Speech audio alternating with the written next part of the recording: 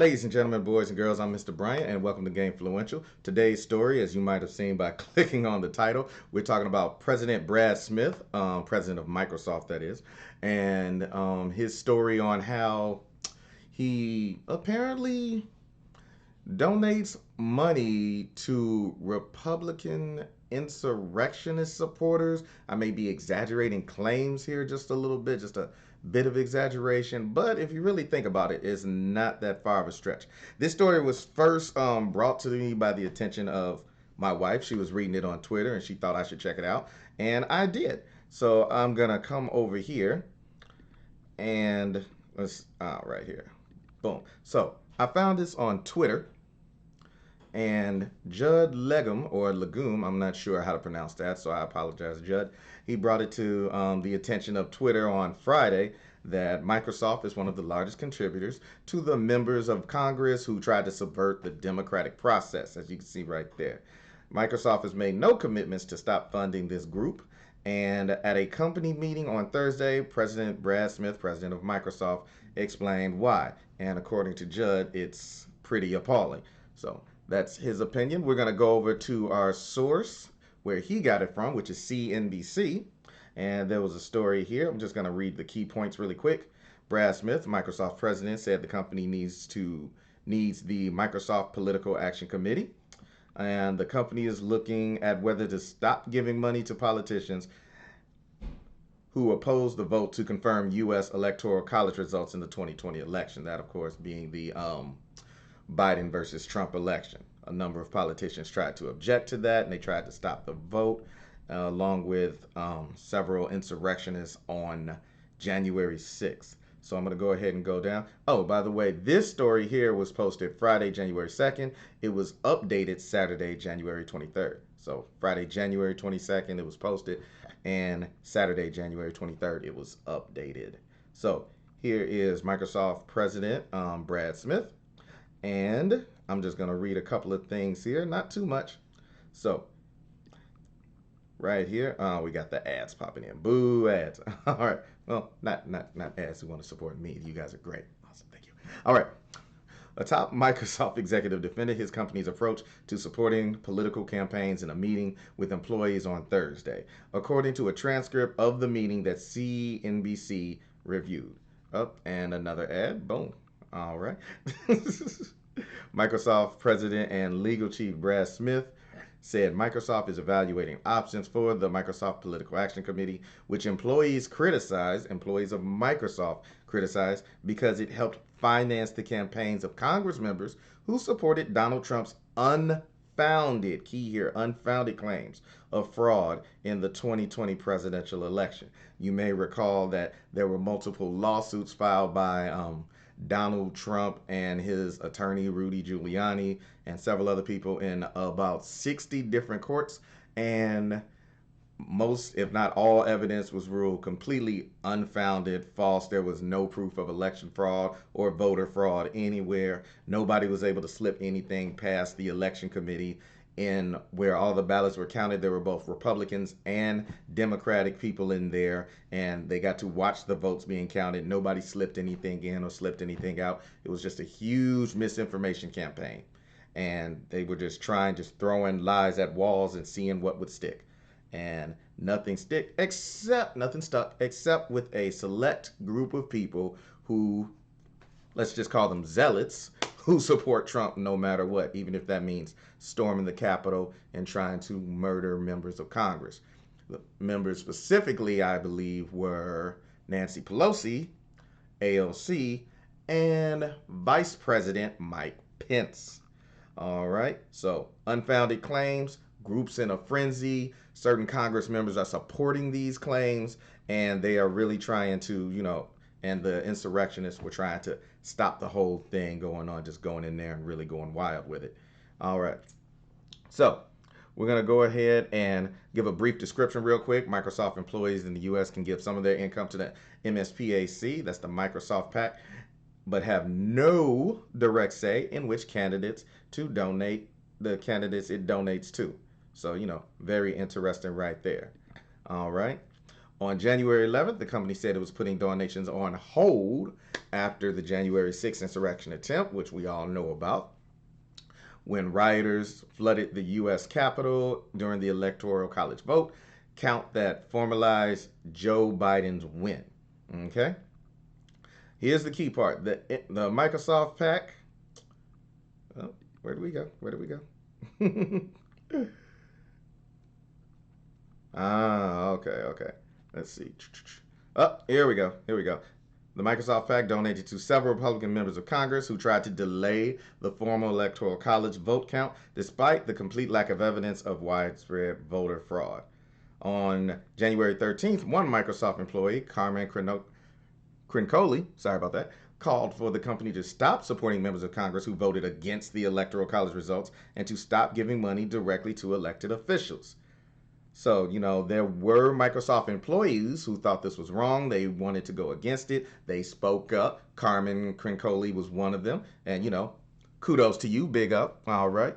And then Smith, who wanted to make sure that they kept giving to these members of Congress because it was easier to get them on the phone if they donated to these people. So whenever the president needed something done, he could easily pick up the phone and he can get things done that he needed done. Those things being either immigration favors, as you can read further in the article, or tax tax purposes. I'm assuming, this is just me assuming, this is not fact, but tax dodges, tax loopholes, or lower tax rates for a big million to billion dollar company. I'm assuming Microsoft is a $1 billion company at this time, just with Xbox Series X and Xbox One alone. The Game Pass, $15 a month, multiply that times 12, multiply that times let's just ballpark it at about 2 million people so far subscribe to Gamer Pass. So that's a lot of money. Matter of fact, should I just go ahead and do the math on this one? Yeah, I'm going to do the math on this one. Give me 1 second. Okay, I'll do the math later. You can do the math. 15 times 12 times 2 million. That's how many dollars. All right. Anyway, here he is explaining what he does and what the benefits are in his own words. I'll start here in the middle. Quote, "But out of that ongoing effort, a relationship evolves, emerges, and solidifies. And I can tell you, as somebody who sometimes is picking up the phone, I'm sometimes calling members and asking for help on green cards or on visa issues or help to get an employee or family member who is outside the United States during COVID back into the country because of an immigration restriction. Also, quote, or the issues around national security or privacy or procurement reform, or the tax issues that our finance team manages. And I can tell you there are times when I call people who I don't know personally, misread that, I apologize, and quote, somebody will say, your folks have always shown up for me at my events and we have a good relationship. Let me see what I can do to help you. So, through these donations, because they've built up such a good reputation and relationship through donations, they can call these members of Congress and they can get these members of Congress to help them out with personal favors or favors for the company, to be specific. Either way, it sounds like bribery to me. I show up to your parties, I give you money for the parties, and I give you this money from the MSPAC, the Microsoft PAC, and that my employees put into. I give the money to you, and then when I need a favor, I can call you up and you can help deliver on this favor. He gets to call people personally, in his own words, people he personally does not know, but he can go ahead and get favors through the MSPAC or the Microsoft PAC that employees put into. He then gives to donations for parties, and at a later date, he can call it in for a favor. Okay? So that's really what's going on. And my thing is, now this is my personal opinion. This is all me. This is not Microsoft. This is not Judd. This is not President Brad Smith. This is me, Mr. Bryant. I personally do not support Republicans. That's just me. It's just a thing I have because ever since black people have gotten the right to vote, even if it's restricted, even when it was back at 3/5 of a vote rather than a full vote, Republicans have always there have always been people, I should say, who have tried to stop the black vote. They never supported the black vote. They didn't want black people to vote. Even now, back in 2020, they tried to suppress the black vote. Notice most of the election fraud allegations from Trump and Rudy Giuliani were in black majority cities, or cities with a large black population, like Philadelphia, like Detroit, and also in Georgia. Nobody tried to call election fraud on cities that don't have a majority of black people in it. And that's a Republican tactic. They redraw districts, gerrymandering for local elections, and then they just flat out tried to deny the votes of black people and African American people throughout certain parts of the country just to help sway states so he could win. And that's something they've been doing since the beginning of time. And growing up, it's not new. I've heard about it all my life.